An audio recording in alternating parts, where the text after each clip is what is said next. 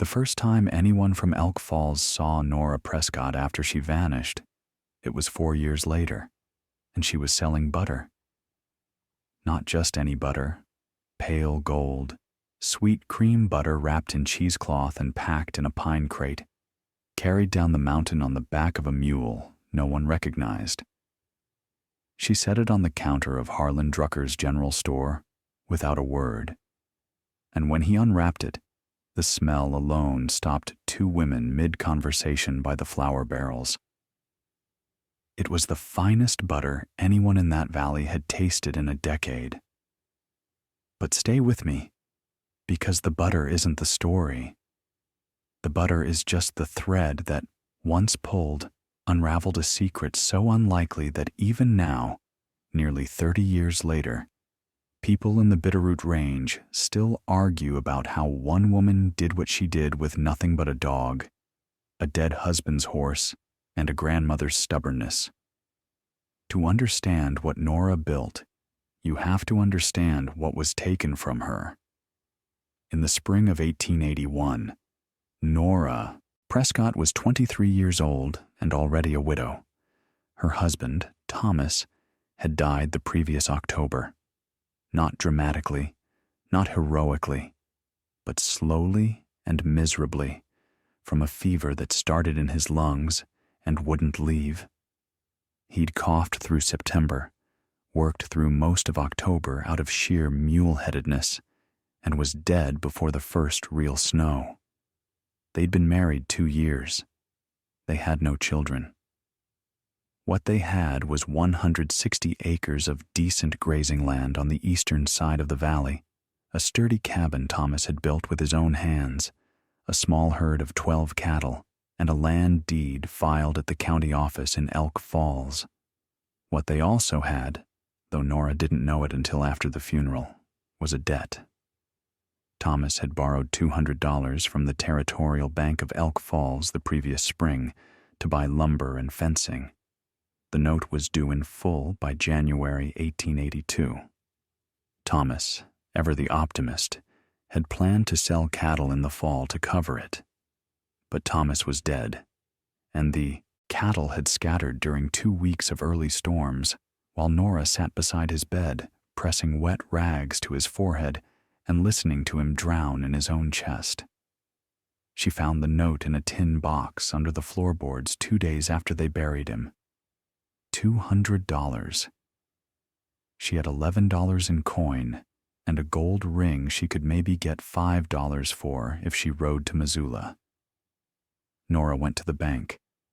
The bank manager, a thin man named Alistair Goss, explained the situation with the careful patience men reserved for women they considered slightly simple. The debt was due in January. If she couldn't pay, the bank would petition the county sheriff to seize the property. "Surely there's an arrangement," Nora said. "I can work the land. I'll have cattle to sell by next fall." Goss folded his hands. "Mrs. Prescott, the note is clear, January 1st. I sympathize, truly, but the bank has obligations of its own." She asked for an extension. She was denied. She asked if she could pay in installments. She was told the note didn't allow for that. She asked who had written such a note, and Goss said her husband had signed it willingly. What Nora did not know, what no one told her until years later, was that Alistair Goss and Sheriff Dale Crutcher had an understanding. Goss called in debts. Crutcher enforced seizures. And both of them had an eye on the Eastern Valley parcels, which held the best water access in the county. 3 other families had lost land the same way in the previous 2 years. It was legal. It was also robbery. On January 14th, 1882, Sheriff Crutcher rode out to the Prescott homestead with 2 deputies and a piece of paper. He told Nora she had 3 days to vacate. She could take personal belongings, 1 horse, and nothing else. The cattle, what remained of them, the cabin, the fencing, the land itself, all reverted to the bank, which would auction it. The auction, held in February, had 1 bidder, a cattleman named Virgil Steen, who happened to be Goss's brother-in-law. Nora watched none of this. By the time the auction happened, she was already gone. The morning she left, the temperature was 4 degrees above zero, and a hard wind was coming down from the north. She loaded Thomas's horse, a stocky bay gelding named Ransom, with what she could carry: a bedroll, a cast-iron skillet, a sack of cornmeal, salt, dried venison, a skinning knife, an axe, her grandmother's journal, a pouch of seeds wrapped in oilcloth, and a Bible she never opened but couldn't bring herself to leave behind. The dog was already waiting by the gate. He'd appeared at the homestead a week after Thomas died, a big, gray, shaggy creature with amber eyes and a quiet disposition. He never barked. He simply showed up one evening and sat outside the cabin door, and when Nora opened it in the morning, he was still there, frost on his muzzle, watching her with an expression she could only describe as patient. She called him Flint. Flint walked beside Ransom as they headed north, away from Elk Falls, away from the valley, and into the mountains. Nobody followed her. Nobody cared enough to follow her. That, as it turned out, was their mistake. Nora's grandmother, Britta Holmberg, had emigrated from Sweden in 1839. She'd settled in Pennsylvania, married a farmer, and spent 40 years growing things in soil that didn't always want to cooperate. Britta was not educated in any formal sense, but she understood dirt the way some people understand music, intuitively, deeply, and with a patience that bordered on the spiritual. She kept a journal, not a diary of feelings or daily events, but a working document, a record of what grew where, what soil needed what amendments, how to read drainage by the color of clay, how to build a root cellar that stayed above freezing through a Pennsylvania winter, how to coax green from ground that looked dead. She wrote in a mix of Swedish and English, in handwriting so small Nora had needed a magnifying glass to read it as a girl. Nora had grown up sitting beside Britta in the garden. She'd learned to test soil by tasting it. Britta swore you could tell acid from alkaline on your tongue. She'd learned that south-facing slopes held heat longer. She'd learned that a stone wall, properly built, could absorb sun all day and radiate warmth through the night. She'd learned that water moving underground stayed warmer than the air above, and that if you could find where warm water met cold rock, you could grow things in places that had no business growing anything. These were not ideas Nora had ever expected to need. But riding north into the mountains with everything she owned on the back of a horse, she began to think about her grandmother's journal in a new way. She wasn't looking for charity. She wasn't looking for a new town or a new husband or a new start in any conventional sense. She was looking for a place that no one wanted, because a place no one wanted was a place no one would take from her. She found it 11 days later. The valley, if you could call it that, was more of a crack in the mountains. It ran roughly east to west, narrow and deep, flanked by walls of dark granite that rose 300 feet on either side. A creek ran through the bottom, fed by snowmelt and, crucially, by a warm spring that emerged from a fissure in the eastern wall. The water where the spring surfaced was warm enough to steam in the cold air. Not hot, maybe 55 degrees, but warm enough to keep the creek from freezing solid even in January. The valley floor was perhaps 200 yards wide at its broadest, narrowing to a bottleneck at the western end where a person could barely ride through. The eastern end dead-ended against a sheer face of rock. It was, for all practical purposes, invisible from any trail or ridge that a casual traveler might use. Nora had found it only because Flint had followed the creek upstream, and she'd followed Flint. She stood in the center of it on a February afternoon, the warm mist from the spring curling around her boots, and she thought, "This is mine. Not because anyone says so, because no one else wants it." She didn't file a claim. She didn't register anything. What would have been the point? A piece of paper hadn't saved her last home. This time, the land would be hers because she was on it and because no one else could find it. She built a shelter first, a lean-to against the southern wall, where the rock had been warmed all day by whatever sun reached the valley floor. It was crude. It was freezing. It kept her alive. Then she started reading Britta's journal. The first year nearly killed her. She lost weight she couldn't afford to lose. Her hands cracked and bled from the cold and the work. She ate venison jerky and cornmeal mush and whatever roots she could identify as safe along the creek.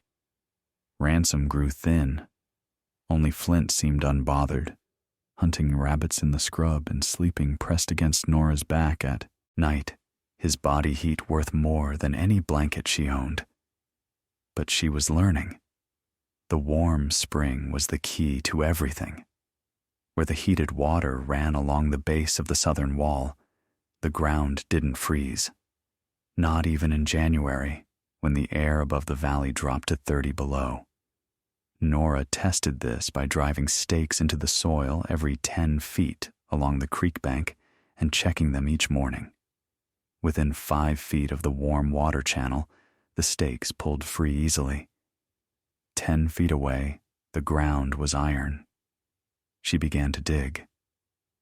Using the axe and a flat piece of granite she'd chipped into a crude spade, she carved a series of shallow channels from the warm spring outward, fanning across the valley floor like the fingers of an open hand.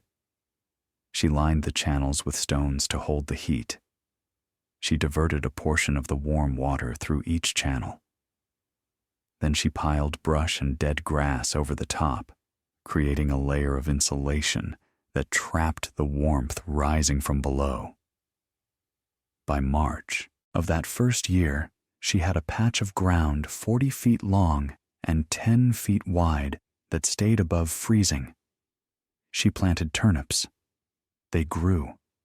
She stood over those first green shoots in early April, Flint sitting beside her, and she pressed her fist against her mouth so hard it left a mark, because if she opened it, she was going to make a sound she might not be able to stop. The second year was better. The third year was the year Nora Prescott became, without knowing it, the most productive rancher in the territory who didn't technically exist. She expanded the warming channels until they covered nearly an acre of the valley floor. She grew turnips, carrots, potatoes, and, using seeds she'd carried from Pennsylvania via her grandmother's oilcloth pouch, kale, and winter onions. She built a proper cabin against the southern wall, using timber she felled at the valley's edge and dragged in with Ransom. She built a stone wall across the narrow western entrance, leaving a gap just wide, enough for a horse that looked from a distance like a natural rockfall. She caught 2 stray heifers that had wandered into the upper canyon during summer grazing season. No brands. She kept them. By the third year, she had 5 cattle, sheltered in a stone-walled pen against the eastern cliff face, where the warm spring kept the ground soft, and she could grow hay in a patch that should not have been able to grow hay. The cattle were healthy. The garden was producing more food than she could eat. She began storing the surplus, root vegetables packed in sand in a cellar she dug into the cliff wall, butter she churned from the milk of a cow that had no business being this fat this far into the mountains. And this is where the butter comes in. In the autumn of 1885, Nora loaded a crate of butter, a sack of potatoes, and a bundle of dried herbs onto the mule she'd traded a calf for at a flathead camp 20 miles north. She rode down out of the mountains for the first time in nearly 4 years and walked into Harlan Drucker's store in Elk Falls. Drucker didn't recognize her at first. She was leaner, harder, sun-darkened and wind-scoured, with hands that looked like they belonged to a woman twice her age. But when she spoke, he knew. "Nora Prescott?" he said, the name coming out like a question he wasn't sure he wanted answered. "I'd like to trade," she said. "Butter and potatoes for flour, coffee, and nails." Word spread through Elk Falls in about 40 minutes. Nora Prescott was alive. Nora Prescott was apparently living somewhere in the mountains. Nora Prescott had butter. The reactions were predictable. "She's probably squatting on someone's grazing land," said Virgil Steen, the same man who'd bought her homestead for a fraction of its worth. "A woman alone in the mountains for 4 years?" said Frank Kelly, who ran the livery. "She's half wild by now, probably lost her mind." "Where's she getting butter?" asked Dale Crutcher, the sheriff, and the question had an edge to it, because butter meant a cow, and a cow meant land, and land in this territory was something he liked to keep track of. Nobody asked Nora directly. She finished her trading, loaded her supplies, and left. She came back 6 weeks later with more butter, more potatoes, and this time, eggs. She came back 6 weeks after that with butter, potatoes, onions, and a bundle of dried herbs that the doctor's wife declared the finest sage she'd ever cooked with. By the spring of 1886, Nora's visits were regular, and the questions had shifted from "where is she living" to "how." It was Jonas Wheeler who finally asked. Jonas was a rancher on the north side of the valley, a big man with a blunt manner and the kind of stubbornness that kept him from asking for directions even when he was obviously lost. "Prescott," he said, catching her outside Drucker's store one April morning. "Where you keeping cattle that they're producing like this through winter?" "In the mountains," Nora said. "That's not an answer." "It's the one I've got. No one runs cattle through a mountain winter and comes out with butter in March. You're either lying or stealing." Nora looked at him. She was 28 years old. She weighed maybe 120 pounds. Jonas Wheeler weighed twice that and was used to people backing down. "I'm not lying," she said evenly. "And I've never stolen a thing in my life. I was stolen from. There's a difference." She walked away. Jonas stared after her, then looked at Harlan Drucker, who shrugged. "She pays fair," Drucker said. "That's all I know." The sheriff tried to follow her once.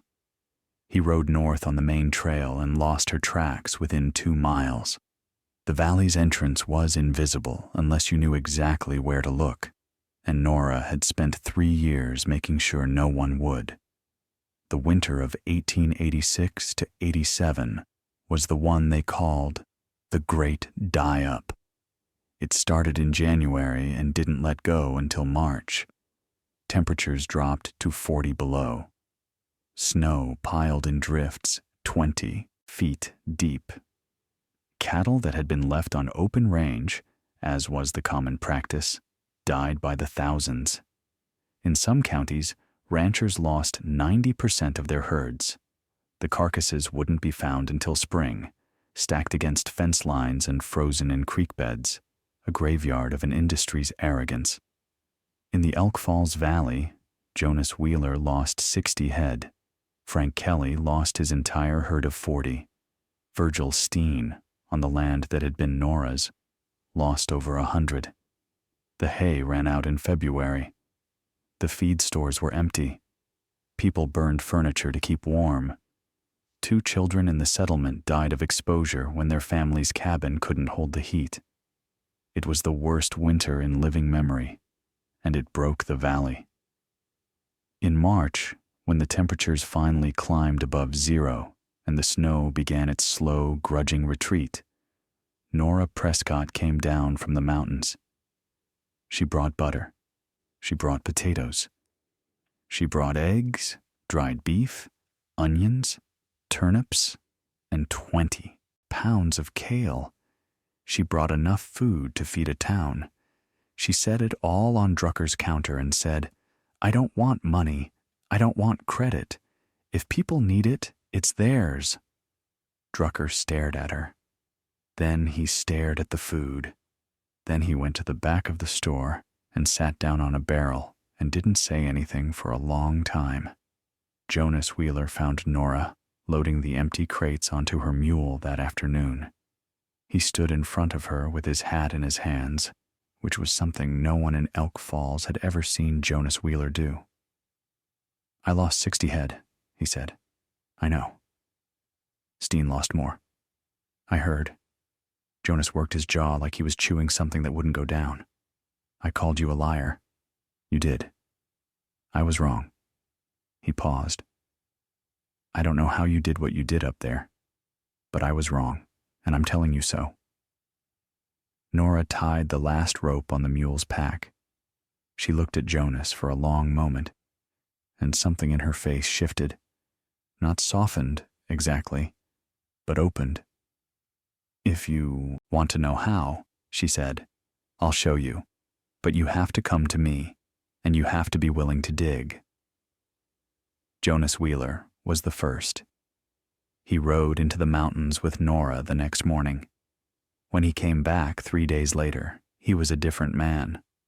Not outwardly. He was still big, still blunt, still stubborn.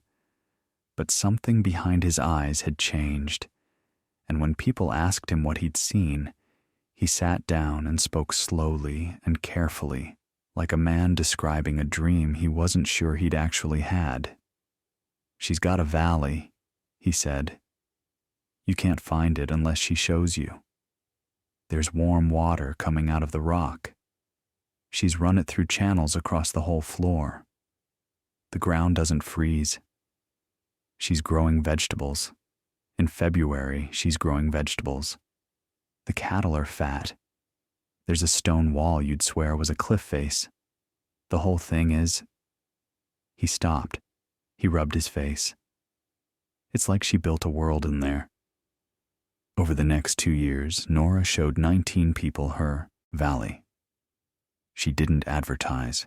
She didn't seek anyone out. She simply let it be known through Drucker's store that anyone who wanted to learn was welcome to make the ride. The only condition was that they come willing to work and willing to listen. Some came out of curiosity.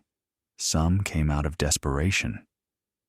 The Great Die-Up had bankrupted half the ranchers in the territory, and people were looking for any edge that might keep them alive through the next bad winter. A few came to prove that whatever Nora was doing couldn't possibly work on their land. They all left convinced. Nora taught them the way her grandmother had taught her, by showing, by doing, by putting their hands in the dirt and making them feel the difference between frozen ground and ground warmed by channeled water. She showed them how to read a hillside for signs of underground springs. She showed them how to build stone walls that absorbed and radiated heat. She showed them how to dig root cellars that stayed at 45 degrees year-round. She showed them how to insulate with straw and brush, how to angle a channel to maximize warm water flow, how to grow kale in January. Not everyone had a warm spring, but many had creeks, and Nora showed them that even cold water, properly channeled and insulated, created a microclimate that could mean the difference between a frozen garden and a producing one. The principle was the same. Work with what the land gives you, and protect it from what the sky takes away. Garrett Dawes, a young rancher who'd lost everything in the die-up, built the first external warming channel on his property in the summer of 1888, following Nora's instructions exactly. That winter, he harvested turnips in December. His neighbor, who had not visited Nora, lost his remaining cattle. Word spread beyond the valley. Sheriff Crutcher never apologized. He never visited the valley. He retired in 1889 and moved to Helena, and no one in Elk Falls mourned his departure. Alistair Goss sold the bank and left the territory the same year. The land they'd schemed to control passed through several hands before eventually being divided among the families who actually worked it. Nora never tried to reclaim her original homestead. When someone asked her about it, years later, when such questions had become safe, she said, "That land taught me what could be taken. The mountain taught me what couldn't." By 1912, Nora Prescott was 54 years old. Her hair had gone silver, pulled back in the same simple knot she'd worn since she was 23. Her hands were mapped with scars and calluses that told the story of 30 years of work with stone and soil and water. She walked with a slight stiffness in her left knee from a fall she'd taken in the winter of '94, but she still made the daily circuit of her valley, the channels, the gardens, the stone walls, the cattle pen, every morning before dawn. Ransom had been gone for 20 years. His grandson, bay gelding with the same stocky build and calm disposition, stood in the same paddock. Flint had died in 1898, quietly, in his sleep, on the cabin floor where he'd slept every night for 16 years. Nora had buried him near the warm spring, where the ground was always soft. His great-granddaughter, a gray female with the same amber eyes and the same patient silence, lay on the cabin porch now, watching Nora with an expression that was, impossibly, identical to the one Flint had worn the first morning he appeared at her door. The valley had grown, not in size, the mountains didn't allow for that, but in purpose. What had been a survival garden was now a teaching farm. Nora hosted visitors from as far as Wyoming and Idaho. Ranchers, farmers, even a professor from a college in Bozeman who spent 2 weeks measuring water temperatures and soil conditions, and left shaking his head, muttering about thermodynamics and geothermal agriculture as if he'd discovered the concepts himself. Nora's methods had spread across 4 counties. Over 60 families used some version of her warming channels. A rancher in the Gallatin Valley had adapted the technique to protect an entire orchard. A woman in the Flathead, a widow as it happened, had used Nora's root cellar design to start a vegetable business that now supplied 3 towns. Jonas Wheeler, now gray-bearded and slower but no less stubborn, had become Nora's most vocal advocate. He'd taught the channel system to his sons, who taught it to their neighbors, who taught it to theirs. He visited Nora's valley twice a year, every year, and each time he brought something, a tool, a sack of seed, a bottle of whiskey he swore was medicinal. "You know what you did," Jonas told her once, sitting on her porch while the warm mist curled up from the channels below. "You know what this means." "I grew turnips," Nora said. "You saved this valley." Nora was quiet for a moment. The dog, Flint's great-granddaughter, whom she called Ash, shifted at her feet. "My grandmother used to say that knowledge isn't like gold," Nora said. "Gold gets smaller when you share it. Knowledge gets bigger." She looked out over the valley, her valley, the hidden crack in the mountains that no one had wanted, that she had turned into something living and generous. "I didn't save anything. I just passed along what was passed to me. The land did the rest." Jonas shook his head but didn't argue. He'd learned over 30 years that arguing with Nora Prescott was like arguing with the granite walls of her valley. Technically possible, but ultimately pointless. In the evenings, when the work was done and the valley settled into its particular quiet, the murmur of the creek, the soft breathing of cattle, the occasional call of an owl from the rim rock above, Nora sat on her porch with Britta's journal open in her lap. The pages were soft and fragile now, the ink faded in places, the Swedish words blurring into the English ones until the languages seemed to merge into a single, patient voice. She didn't need to read it anymore. She knew every word, but she held it because it connected her to something that ran deeper than memory. A thread of knowledge passed from hand to hand, grandmother to granddaughter, Sweden to Pennsylvania to Montana, garden to this hidden valley where warm water ran through stone channels and green things grew in the snow. She closed the journal. She stood. Ash rose beside her, amber eyes catching the last light. Together, they walked down the porch steps and into the valley. The warming channels glowed faintly in the dusk, thin lines of mist rising from the ground, like breath. The garden stretched out before her, dark and rich and alive, even now, even in February, even at the top of the world where nothing was supposed to grow.